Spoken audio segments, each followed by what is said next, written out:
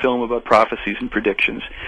Prophecies are said to be the likely outcome of events or causes that have been set in motion unless human beings make course corrections.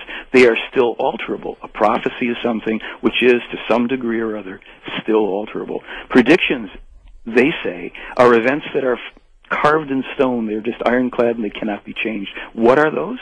They're generally things of a more cosmic nature, like the movement of planetary bodies or extraplanetary bodies, or even earthquakes or volcanoes that aren't directly connected to human activity.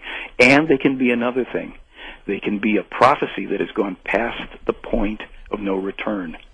So, the prophecies and predictions are generated through an understanding, intellectual and often technologically assisted, of the laws of cause and effect.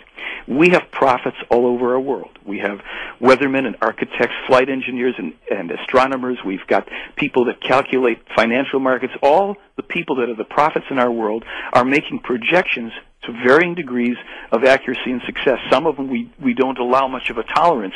We don't want a structural engineer or an aeronautical engineer to crunch figures and design something and it doesn't work because we'll be flying on it, and we don't want a pilot to not be able to understand all that he's been taught and how the information he has helps him to get us somewhere and he doesn't know what to do with it. Well, give me a laundry list of what prophecies that Meier has relayed through them. All righty. Well, let's see here. There's a lot to cover. Where to start? Well, let me do it this way. When Meier was only, what was it? I think he was 14 years of age in 1951, and this is freely accessible on my website. I'll give you just some of the highlights or lowlights of some of the things. First of all, this was composed in a long letter that one of his teachers helped him with, and 3,000 copies were sent around the earth to the various governments as well as to different organizations, etc., but he didn't receive any responses. And in here, in various places, for instance, I think it's I actually have a list here. In number 21, he speaks about the destruction of the ozone layer and the increasing storms. This is the first place that I saw that he mentions this type of thing. He goes on, monstrous deluges and all these things, landslides and avalanches, earthquakes. He's predicting that all of these things are going to become ever more frequent in number and ever more violent and destructive. Now, that's a little generic, that, isn't it? But the ozone destruction was not being talked about. I didn't know about it in 51. Maybe someone did, but I didn't have the internet then. He speaks about unnatural climate change that is going to affect the world very detrimentally. Al Gore, you've been beaten to the punch. But it's not a matter of taking any joy in that. It's just that this was published 57 years ago. He's spoken about massive weight of structures like cities and villages and dams, how they adversely affect the tectonic structure, giving rise to volcanic activity, and how this is all interconnected, and more earthquake activity as well, and that it's going to start to be exacerbated, especially where there are volcanoes that are connected together worldwide, i.e. the Ring of Fire. He also is the first person this long ago that I know of to speak about the problem that you can loosely translate as illegal immigration. In a non-racist or offensive way, he describes, and we describe it in the film, there are mechanics to things in life. He described something about two conflicts centered on Iraq. Right? That's in the 1958 prophecies as well. Yes. And the second one sounds like it's really bad news, could be still on the horizon. Well, no, let me tell you, let me just finish with a couple highlights of 51, because he refers to televisions, which will belong to every family, and the computer, and that they will become the most important sources of information linking people up. And for advertising, etc., he's things like, music problems, well, I'm jumping around. New epidemics from animals to people. Let's remember that in this case, in this theory, the AIDS connection came from the ring-tailed monkeys and was not created in a laboratory, as a lot of people want to assume.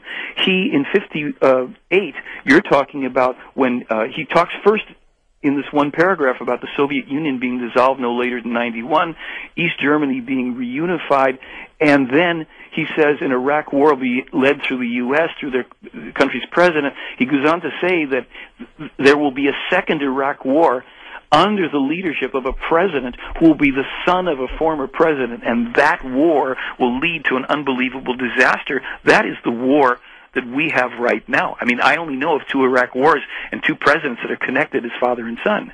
He speaks in 58 of worldwide terrorism.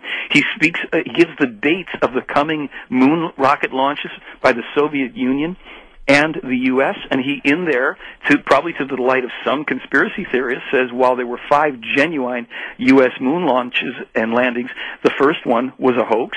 In a later translation, it is described that that was accomplished with the help of Werner von Braun and, of all people, Walt Disney, that Werner von Braun's right-hand man, Ernst Stuhlinger, was actually taken up on board a craft where Meier and Semyaze, one of his contactors, read this guy the Riot Act and blew his mind, and he begged them to not reveal his complicity in this and not say anything until after he died.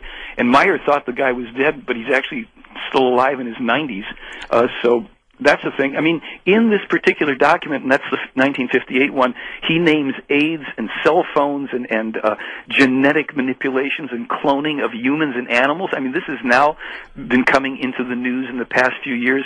I've got a lot of this stuff. I mean, I guess the question, Michael, is what predictions or prophecies are there that could be pending now? You know that Meier said them. Yeah. But they still haven't come true, other than this second Iraq war leading to a planetary Well, there's disaster. other stuff in there. I mean, in the same thing, he says, terrorist commandos are going to live secretly in cities worldwide and then suddenly unleash, hell on earth, biometric,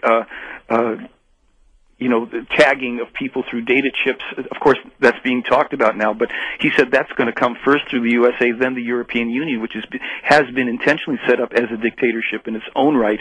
At this time, here's an interesting one, because this is a real whopper to corroborate. In the same article, number 46, he talks about the discovery of what he calls new solar satellites that are far outside of the orbit of Pluto that will first be discovered after the turn of the millennium. Well, it just so happens that not only did Meier talk about this in 58, he was talking about this in 1978 to Wendell Stevens, who published it in a book that has a 78 to 1980 outside copyright date. That's called a slam dunk. It's in there. And those satellites, those moons, or, suspected planets or pseudo-planets beyond Pluto were only discovered in the past couple of years. This is here. I've got the book. We even sold Wendell's little CD that's got the information in there. People can look at it for themselves. Is there anything, does Meier ever say anything about these visitors, these ETs, revealing themselves, coming down to reveal themselves on a wide-scale basis? Yes, they're not going to do it. Here's what's happened. They had 3 bases on the planet, physical bases. One was in Switzerland. One, I think, was in China. And one is somewhere in the middle of the U.S., I believe underground or in mountains somewhere. They will no longer be found, or never be found, I should say, because the ETs, the Plejaren people, are no longer based here at all. They do maintain a craft with a couple of people that circle the planet and are monitoring all the time, and they have little monitoring craft that absorb information and what have you for, processing. And Meier is visited still on a fairly regular basis by one or more of them. They will not interact with us. There may be something else, but they will not interact with us for another 700 years. Closed case, forget it, they ain't dropping by. There will probably be some contact with extraterrestrial races if we survive ourselves here. Other races, or at least another race, and there was going to be a contact back in about 98 that got aborted, and there's a very weird story I can tell you real quickly about that.